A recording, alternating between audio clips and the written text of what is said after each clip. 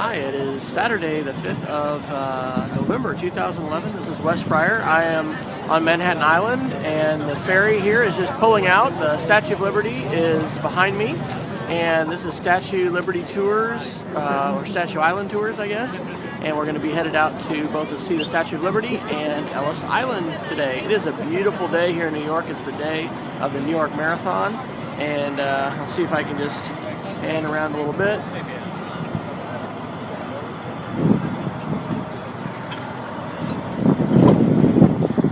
The parking fee was ridiculous to park down here, but given the fact that I am leaving for LaGuardia later this afternoon, it was more sensible to do that than try and navigate the trains today. So, Statue of Liberty.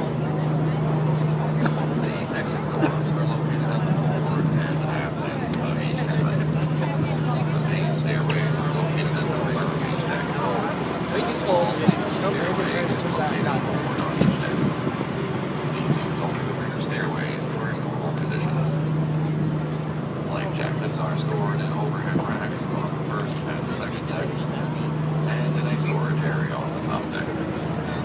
Instructions regarding life jackets are... We invite you to experience many additional enjoyable activities offered by the National Park Service, including outdoor guided tours.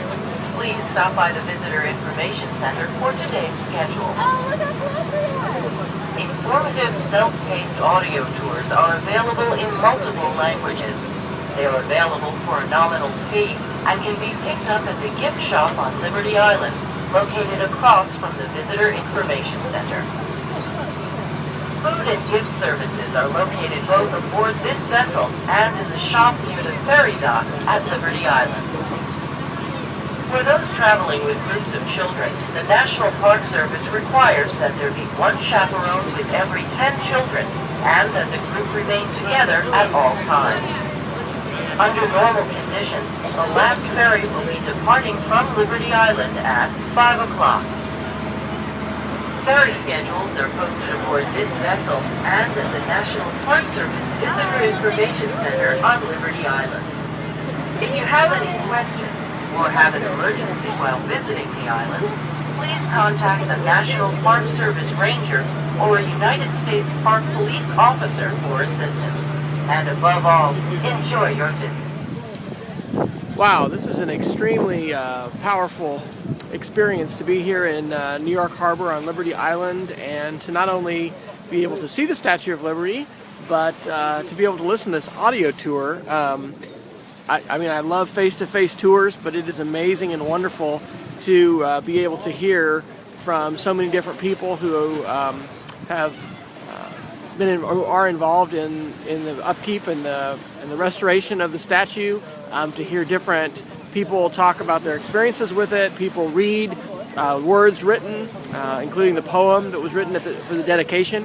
One of the things I just learned, I had no idea, was that women were not allowed to attend the celebration when the Statue of Liberty was unfurled to New Yorkers, and women suffragists actually hired boats and were circling the island and were protesting the fact that, you know, women were not allowed to vote in the mid-1880s, and we were using a symbol of a woman to convey this idea of liberty, but yet, you know, there was so far to go with respect to women's rights and suffrage. The other thing that's really dramatic, and I hope you'll be able to hear this with the water, there's a bunch of boats that are going here, and there's lots of people.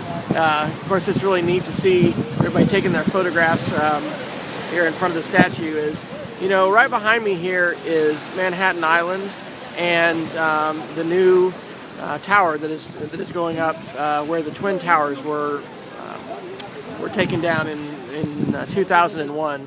And having watched a video, if you haven't seen it, it is a video about the evacuations by the boatmen here in Manhattan or around Manhattan in New York on 2001. It's narrated by Tom Hanks. I'll put a link to it in the description here for this. But anyway, having just a month ago, literally 4 weeks ago, been all the way across the world in the Middle East on the Arabian Peninsula in Qatar, having thought about the implications of the 9/11 attack on the United States, on our foreign policy, on the relations that we have, on petroleum, lots of those thoughts are going through my head. But more than anything, I'm thinking about immigration today. I'm thinking about the hatred which we have in our media, in the hearts of people, for immigrants, the need that we have to make the promises of liberty a reality, the importance of education. It is so vital that we help put our educational system on the right track and on a different track from where it is today with respect to high stakes testing and trying to treat all children the same, and having a lot of frustration and problems with things like using technology and blended learning and bringing in the opportunities of online education. There are so many different struggles that we have, and it's very inspiring to be here at the Statue of Liberty and think about those things, think about these values that we hold in the United States. And I guess the other thing that I'll share that I'm thinking about is the obligation and importance that we have to continue to show that Republican representative government can work in the world. Because if you look at Qatar and you look at other monarchies in the Middle East, yes, we've had Arab Spring, but we don't have Republican government and true responsive transparency in Egypt today yet. Hopefully we're on the road to that. We've just had elections in Tunisia 2 weeks ago. But if we look at China, I've been listening to Henry Kissinger's book on China and thinking about the incredible history of that nation, but the importance of this. This symbol and these values are what define us as different from any other society in the world. And the bickering and the partisan politics which beset our system, and which in many cases, which I think to a large extent go down to money and to the corruption of finances and the need to democratize our campaign finance system in the United States, we really have got to move forward, and we can with leaders who have a vision for those changes. And just as I'm sure the women who were circling the island back in the 1880s when this statue was first shown to the world were very frustrated at the challenges which lay before them, we can celebrate the success which they and many others who joined them in the women's suffrage movement have had.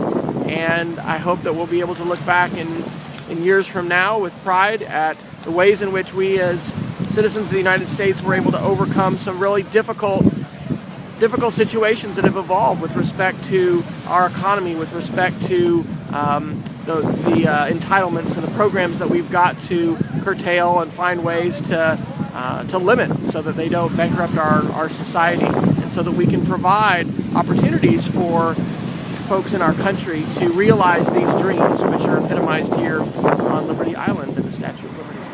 Well, we're pulling out here from Ellis Island, and it was really an impactful experience being there. I take away newfound conviction to work hard as an entrepreneur in America. Man, it is just really something to reflect on how many hardships and how much difficulty so many people have gone through to be able to come to our country and have an opportunity to live free and to realize their dreams and provide for their families. And it was a good experience to be here. I look forward to hopefully having a chance to return here with my family. And like I said, one of my takeaways is definitely just thinking about the values and the freedoms that we enjoy in this country and exercising those. It's something we shouldn't take for granted, the opportunity that we have to be able to chart a course and climb a ladder of economic opportunity and to find a better life for ourselves and for our families. And we have a lot to be thankful for.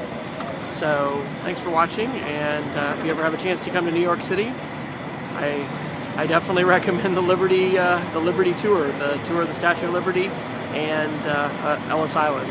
The audio tours were great, and in some ways it was kind of fun to be here alone and be able to take as much time as possible to listen to that.